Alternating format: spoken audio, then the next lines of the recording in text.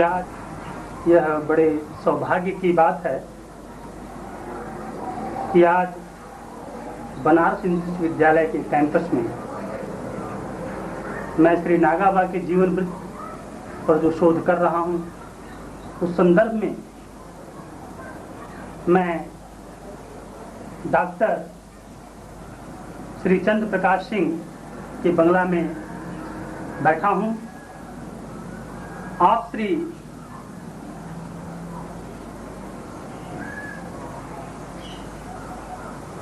महादेवा के संत का नाम है? महादेवा संत कहलाते ही थे वो। आप श्री महादेवा संत कुसंदीपुर में जो रहते थे, उनसे आप बहुत प्रभावित थे। आपका पूरा परिवार श्री बाबा का कृपा, उन्हें जो है पूरे परिवार पर जो है उनकी कृपा मिलती रहती थी। इस संदर्भ में मैं डॉक्टर साहब के बारे में कुछ कहना चाहूँगा कि आप अपने एकेडमिक लाइफ में काफ़ी ब्रिलियंट छात्र रहे। आपने यूपी कॉलेज से हाई स्कूल में मेरिट लिस्ट में दूसरा पोजीशन आपको प्राप्त हुआ था। वहाँ से आईएससी करने के बाद आप इलाहाबाद विश्वविद्यालय में गए और वहाँ से आपने एमएससी पीएचडी किया। उसके पश्चात बीएचयू में आप 1971 से डिपार्टमेंट ऑफ फिजिक्स में कार्य करने लगे। आज प्रोफेसर पद पर आप वहाँ हैं।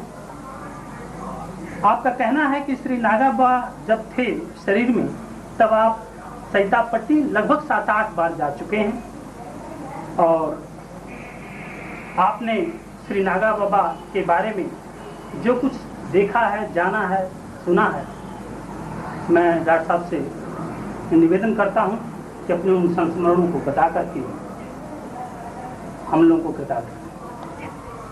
बहुत ही घनिष्ठ लगाव रहा। यद्यपि मैं एक विज्ञान का विद्यार्थी हूँ, लेकिन आध्यात्मिक क्षेत्र में शायद इन्हीं संतों की कृपा से बहुत ही अच्छी घुसपैठ हमारी हुई। उन्हीं के प्रभाव से मैं आध्यात्मिक क्षेत्र में भी काफ़ी आगे बढ़ने की कोशिश किया और संतों की कृपा की वजह से ही हमको ये आभास हुआ कि शायद इस जिंदगी में ज्ञान विज्ञान उतना महत्व नहीं रखता जितना कि आध्यात्म रखता है। संतों में तैलंग स्वामी जो काशी के महान संत थे, जिनकी जीवन गाथा आज अमर बन गई है और उनकी वजह से ही आध्यात्म काशी में एक पल्लवित पुष्पित हुआ, जिनको कहा जाता है कि 270 वर्ष जीवन जी करके वो स्वर्ग प्रस्थान किए। और भी बहुत से संतों की गाथा जो हम सुनते हैं, उससे बहुत ही ये आभास होता है कि हिंदू धर्म में जो आध्यात्म है उसकी शक्ति बहुत ही प्रबल है। बचपन से ही कुछ इन्हीं संतों की कृपा से मेरे दिमाग पर एक अमिट प्रभाव था आध्यात्म का। और मैंने, जैसा आपने कहा कि 7-8 बार सैतापट्टी में नागा बाबा के दर्शन के लिए गया, उसमें 1-2 बार मुझको अच्छा संस्मरण अभी भी उनके बारे में मालूम है। वो हमको बहुत ही मैं उससे बहुत ही प्रभावित हूँ। मैं एक बार जब हाई स्कूल इंटरमीडिएट में पढ़ रहा था लगभग, तो मैं एक बार गया था, बहुत ही प्रेम से गया उनके पास। और उतने ही प्रेम से, मैं यद्यपि एक बच्चा था, लेकिन उतने ही प्रेम से उस पूरी भीड़ में उन्होंने हमारा प्रसाद ग्रहण किया। कई बार वो सुरती का प्रसाद ले आकर के उन्होंने मुझको दिया। मुझको लगा कि उनकी कृपा हमारे ऊपर बन गई है। इसी की वजह से, जैसा आपने कहा कि हाई स्कूल में मेरा पर अच्छा पोजीशन, 2nd पोजीशन थी। इंटरमीडिएट में भी यूपी बोर्ड में 5वीं पोजीशन रही। और कुछ हमको लगता था कि आध्यात्मिक प्रेरणा जो है हमको आगे बढ़ने में काफ़ी मदद कर रही है। दूसरी बार एक बार मेरा जो बहुत ही अमिट प्रभाव मेरे दिमाग पर नागा बाबा का पड़ा, वो इस तरीके से है कि मैं जब जा रहा था तो एक हमारे रिश्ते में जो चाचा लगते हैं उन्होंने कुछ कह दिया कि वो नागा बाबा सैतापट्टी के नागा बाबा जो हैं वो देवरवा बाबा के यहाँ गए थे। मुझको बड़ा आश्चर्य हुआ। वो उन्होंने कहा कि देवरवा बाबा कह रहे थे कि वो सैतापट्टी के नागा बाबा का आज हमारे यहाँ आए थे। तो हमको ये बड़ा आश्चर्य हुआ, क्योंकि नागा बाबा तो कहीं जाते भी नहीं थे, लेकिन दिमाग में उस समय छोटा दिमाग, हमारे दिमाग में ये हुआ कि अगर नागा बाबा वहाँ जा रहे हैं तो वो कुछ देवरवा बाबा बड़े संत हुए, नागा बाबा वहाँ जा रहे हैं दर्शन करने तो छोटे संत हो गए।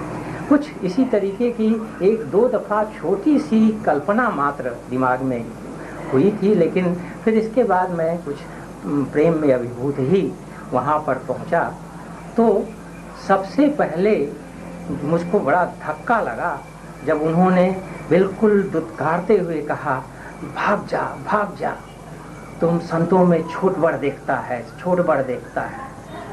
तो मुझको पहले उसको समझ में नहीं आया, लेकिन तुरंत मेरे दिमाग में आया कि ये जो दिमाग में एक थोड़ी सी कल्पना बस गूंजी थी, उसी का प्रभाव है कि उसको इन्होंने समझ लिया और उन्होंने इसका प्रतिकार हमको दिया है कि यहाँ से भाग जाओ।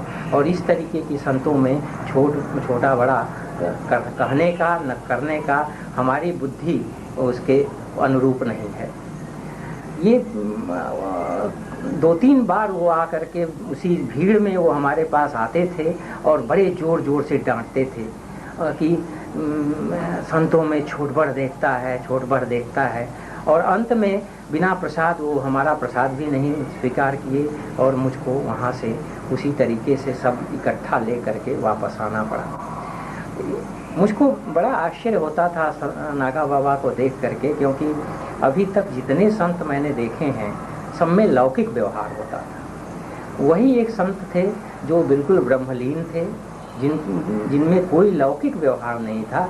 जो छोटा बड़ा कोई भी अधिकारी या बहुत ही निम्न कोटि का कोई व्यक्ति जाता था तो उसका केवल प्रेम देखते थे और उसी के अनुसार वो कुछ कहने के लिए या कहते थे या करते थे।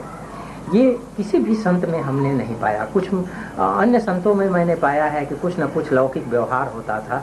वो कलेक्टर को कुछ ज़्यादा तवज्जो देते हैं, किसी अन्य व्यक्ति को बहुत ज़्यादा तवज्जो देते हैं, लेकिन इनमें तो बिल्कुल कुछ भी नहीं था। किसी भी व्यक्ति को वो सब बिल्कुल समान दृष्टिकोण से देखते थे और उसके अंदर जो अंतर्निहित प्रेम भाव है उसी को देखने की कोशिश करते थे। और ये मेरा बड़ा सौभाग्य है, क्योंकि उसके बाद मैं उनका बहुत ही और मेरी अनन्य श्रद्धा उनके ऊपर हो गई कि ये बिल्कुल मन के भाव को जानने वाले संत यही हैं। और इसके बाद भी मैं कई बार गया लेकिन उसका कोई हमको और कोई अनुभव नहीं रहा।